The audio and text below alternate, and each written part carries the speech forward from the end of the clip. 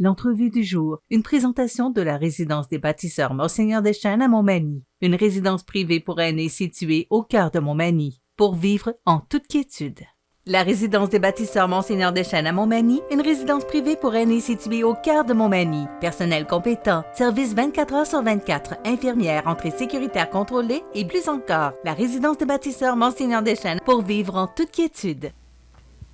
Mon invité aujourd'hui, c'est le député fédéral de Montmagny, Lillec, Kamouraska, Rivière-du-Loup, Bernard Généreux. Comme on n'a pas eu le temps de passer tous les dossiers la semaine dernière qui nous concernent, bien, on l'a invité pour revenir nous jaser un peu. Bernard Généreux, bonjour. Bon matin. Bernard, la première chose que je voudrais jaser avec vous, c'est comment vous voyez le conflit actuellement en Ukraine. C'est assez spécial à regarder. Tout à fait. C'est comme, j'ai l'impression que on fait la démonstration de l'impuissance de l'Occident par rapport à l'Orient. C'est vraiment particulier. J'ai vu hier que le ministre, pas le ministre, mais la Cour de la Haye, la Cour internationale de la Haye allait se pencher sur le cas de M. Poutine. De toute évidence, c'est une agression il y a des règles qui régissent le monde international par rapport à ce genre d'agression-là. J'espère qu'un jour, il sera jugé pour ce qu'il est en train de faire. Là, on parle de plusieurs centaines de morts déjà, des civils particulièrement. Donc, c'est absolument pas nécessaire. Et même qu'il brandit la menace nucléaire au moment où on se parle. Écoutez, c'est totalement inacceptable ce qui se passe. Le Canada a déjà fait des choses, mais on exige qu'il en fasse encore plus, dont expulser par ailleurs l'ambassadeur de Russie qui est encore à Ottawa, et faire de même et rapatrier notre ambassadeur là-bas, mais aussi envoyer des armes et encore plus d'aide alimentaire et de toute nature à l'Ukraine, parce que il y a beaucoup de déplacements. On parle d'un demi-million de personnes qui est déjà déplacé vers la Pologne. Donc, ça va continuer, c'est inévitable. Donc, on souhaite la fin de ça le plus rapidement possible. M. Poutine devra être jugé, je le répète encore une fois, par ses pairs à l'international, parce que c'est une agression armée complètement inutile. Est-ce qu'avec les sanctions économiques imposées par les nombreux pays, là, est-ce que ça peut le faire reculer? On voyait le rouble qui a perdu 30 de sa valeur. Les taux d'intérêt de 9,5 qu'ils étaient sont rendus à 20 on voit aussi toutes sortes d'associations là, qui refusent d'avoir les Russes avec eux. Est-ce que ça, c'est assez pour faire changer cet homme-là d'idée? Moi, j'en doute. Là. Non. En fait, on va le voir, mais ce genre de sanctions-là, malheureusement, prennent un peu de temps, quoique ça semble quand même assez rapide actuellement, mais il y a même un débat sur la question énergétique, parce que vous savez que l'Europe est très dépendante de la Russie, et le Canada pourrait tout à fait servir en gaz naturel si on avait un pipeline qui était capable d'aller vers l'Est pour être capable de traverser notre pétrole et notre gaz naturel en Europe. On pourrait très bien pallier en grande partie aux besoins énergétiques de l'Europe et de plus dépendre, parce qu'il faut comprendre que l'argent qui rentre avec les dollars qu'on paye pour acheter du pétrole puis du gaz à la Russie, c'est avec ça qu'il finance son armée pour envahir l'Ukraine actuellement. Donc, il y a des grandes réflexions stratégiques et mondiales qui devront se faire à la suite de cette invasion-là.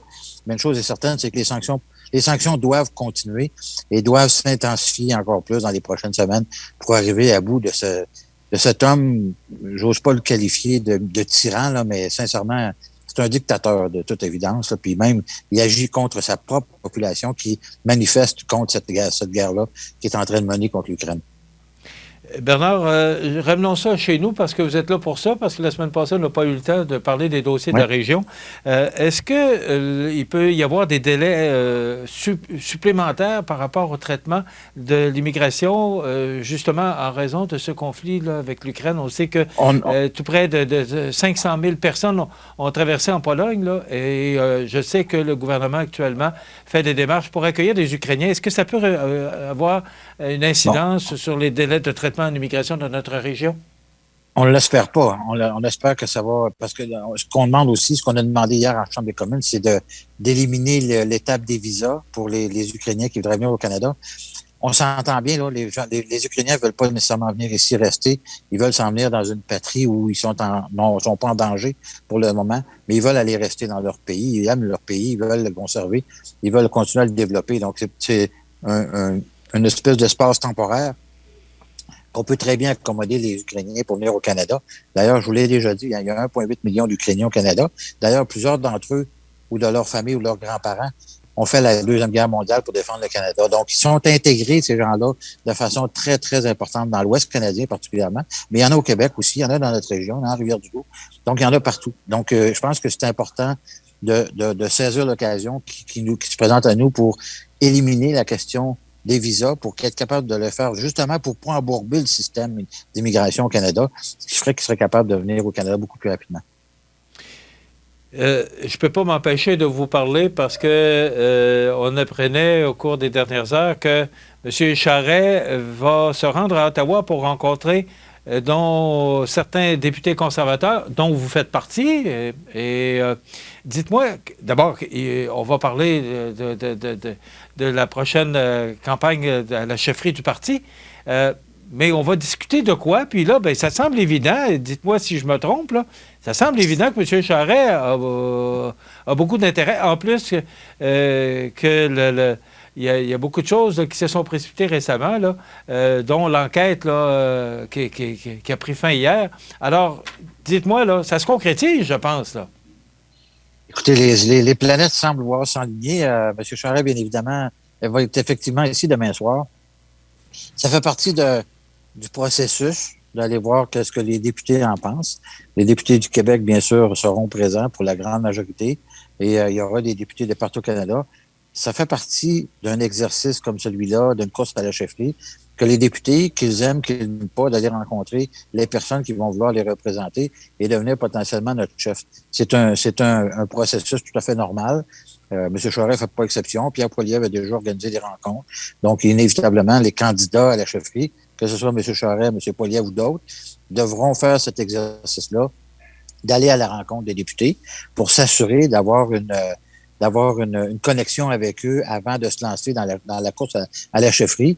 Mais vous avez raison de dire que je pense que M. Charest, en tout cas, rendu au point où on est rendu là, je pense qu'il attend au moment où on se parle les règles qui vont régir la course à la chefferie, qui devraient être annoncées d'ici une semaine ou deux. Donc, à partir de ce moment-là, je pense qu'il aura tout le chemin libre pour décider d'aller de l'avant ou non. Alors, vous allez le rencontrer pour discuter là, de comment va se dérouler la campagne à la chefferie? Est-ce que c'est ce que je comprends? Tout à fait. Tout à fait. En fait, évidemment, on n'a pas d'informations encore puisque c'est un comité qui est chargé de 21 personnes au sein du parti, qui est représenté à la fois par des députés, mais aussi par des membres un peu partout au Canada, donc qui décident des règles. Donc, ça veut dire le montant que les gens doivent déposer pour entrer dans la course, parce que ça coûte de l'argent au parti pour faire ça. Donc, inévitablement, les candidats doivent verser un montant. Le nombre de cartes de signature de membres nécessaires. La dernière fois, c'était 3000. Donc, tout dépendant des délais aussi. Puis le délai va être important parce que si le délai peut être favorisant pour certains candidats par rapport à d'autres, si ce qui est la volonté d'ailleurs de plusieurs députés, ce que j'ai compris, de faire une course très courte qui pourrait terminer pas plus tard que le fin juin. Si c'est le cas, ça donne seulement 3 mois. C'est pas une course très longue, là. Ou bien on se rend jusqu'au mois d'août ou début septembre, ce qui donnerait un peu plus de temps. Donc, pour être capable de vendre des cartes de membres. Parce qu'essentiellement, c'est ça, le nerf de la guerre dans une course à la chefferie, c'est de vendre des cartes de membres pour que les gens puissent voter pour vous. Il y a 260 000 membres au sein du Parti conservateur du Canada. Ces gens-là ne votent pas tous. Et ces gens-là auront-ils un appétit pour la course à la chefferie? On s'entend que c'est la 3e en 3 ans. Là. Donc, inévitablement, là, en espérant que celle-ci va être la bonne, là, mais qu'on va trouver le bon chef pour s'en aller en élection contre M. Trudeau la prochaine fois. Et je vous rappelle que le congrès du Parti conservateur est déjà cédulé en 2023 à Québec. Alors, inévitablement, si on avait un chef qui venait du Québec, ou Pierre Poilievre qui est parfaitement bilingue, on s'entend que c'est 2 candidats très, très, très importants. Ça va faire un beau congrès dans la ville de Québec en 2023. Donc, on devrait, selon vous, connaître le nouveau chef fin juin? En tout cas, moi, personnellement, j'aimerais mieux que ce soit plus au début de l'automne, là, fin de l'été, là, fin août, début juillet, début septembre, pour donner le temps à tout l'ensemble des candidats. C'est pas tout le monde qui a le prestige de M. Charest ou de M. Poilievre pour être capable d'aller vendre des cartes de membres à travers le Canada. En tout cas, moi, personnellement, j'aimerais mieux que ce soit jusqu'en août, là, mais on verra. Puis c'est sûr que dans l'été, les gens ne sont pas intéressés par la politique, mais il en demeure pour moi que ça donne le temps aux candidats d'aller se promener, surtout que les mesures sanitaires sont en train de se lever partout au Canada. Donc, ça va permettre d'avoir des rencontres en personne, de faire des assemblées, etc., ce qui peut être intéressant pour les candidats. Il y a un sondage qui a été distribué dans tout votre comté. Et Oui, deux questions sont posées. Notre pays est-il sur la bonne voie sous le gouvernement libéral? C'est toute une question. Et la deuxième, qui est aussi une autre bonne question, êtes-vous satisfait de mon travail en tant que député? En fait, l'important, ce genre d'envoi collectif, Est-ce les que envois collectifs dans notre jargon. Mais Bernard, la dernière élection, vous a pas répondu à la deuxième question?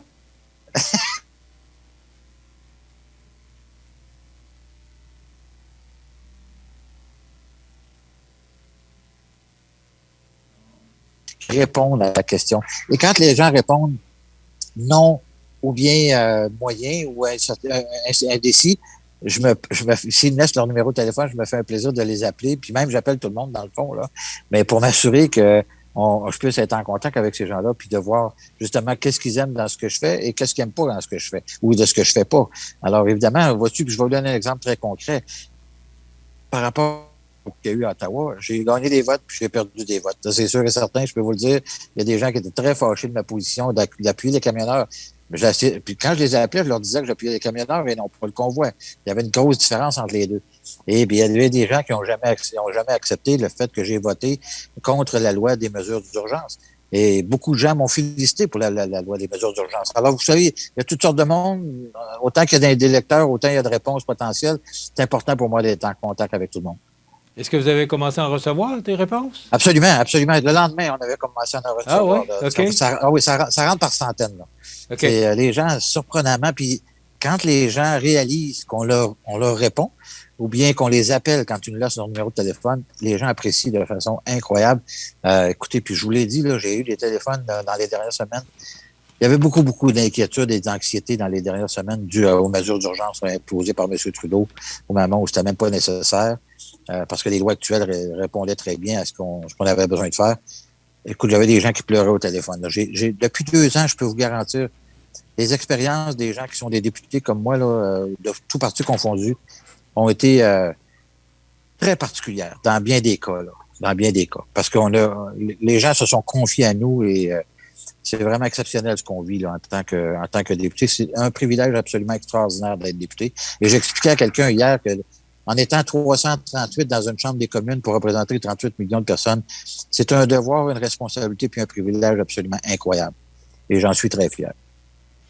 Bernard, plusieurs municipalités fêtent leur anniversaire cette année, entre autres Berthier-sur-Mer, Cap-Saint-Ignace, et on va finir par terminer les fêtes du 375e à Montmagny. Vous vous êtes impliqué par rapport à ces fêtes-là. Dites-nous comment. En fait, j'ai fait ce qu'on appelle dans le jargon parlementaire un SO 31. C'est une déclaration de député pour souligner l'anniversaire de tous les municipalités. Il y en a plusieurs là, dans le comté, autant d'est en ouest. Là. Et on leur a fait préparer un petit cadeau qui va leur être distribué dans les prochains jours, prochaines semaines. Puis ça va permettre à eux de pouvoir redistribuer ça à leur population d'une façon ou d'une autre. Là, c'est des jeux de cartes, en fait, avec le logo de... Évidemment, ma face dessus, parce que bon, c'est moi qui les donne, là, mais avec le logo des fêtes. Donc, c'est des jeux de cartes édition limitée, si on peut dire ça comme ça. Là. Donc, ça va être distribué dans les prochaines semaines. Est-ce que vous connaissez les autres municipalités? Là? Je ne veux pas vous prendre... oui, absolument. Il y a Sainte-Hélène, Saint-Joseph. Il y a évidemment Montmagny, Notre-Dame, Berthier-sur-Mer. Il y a Saint-Joseph, je l'ai dit. Saint-Anne-de-la-Pocatière. Oui. Il y a Cap-Saint-Ignace, Saint-Anne-de-la-Pocatière. Il me semble qu'il y en a 7 ou 8 au total. Là. En tout cas, peut-être que j'en oublie une. Là. Rivière-Ouelle, oui. Rivière-Ouelle aussi, fête son 350. J'étais présent au 325 ans, il y a 25 ans. Je demeurais à Rivière-Ouelle à ce moment-là. C'était des belles fêtes. En fait, c'est une occasion de célébrer. C'est ça qui est important. En plus que là, toutes les mesures sont en train de se lever tranquillement. Là, donc, on a besoin de prendre de l'air. Là. On a besoin de voir du monde. Puis ça va être des occasions là, absolument fantastiques pour tous les gens d'aller assister aux organisations. Puis j'imagine que les gens vont s'ajuster aussi là, en fonction des règles en mesure ou des règles en place. Mais je pense qu'on va passer un pas mal plus bel été qu'on a bien vu depuis un certain temps. Là. En 30 secondes, parce que c'est déjà terminé, vous êtes co-président du défi Tête rasée de Leucan. On en a parlé un peu la semaine dernière. Là. Oui. Vous avez une grande ambition, 100 000? Absolument. On a un objectif avec Jean-Philippe de chez Plancher Mercier. On a un objectif de 100 000 $. Donc, on va commencer à faire des activités. On va vendre des produits. Il y a plusieurs choses qui s'organisent. On va travailler avec les écoles. On est en train de travailler là-dessus. On a une rencontre justement demain, là. Et on va la semaine prochaine aussi. Donc, on se met en marche, là.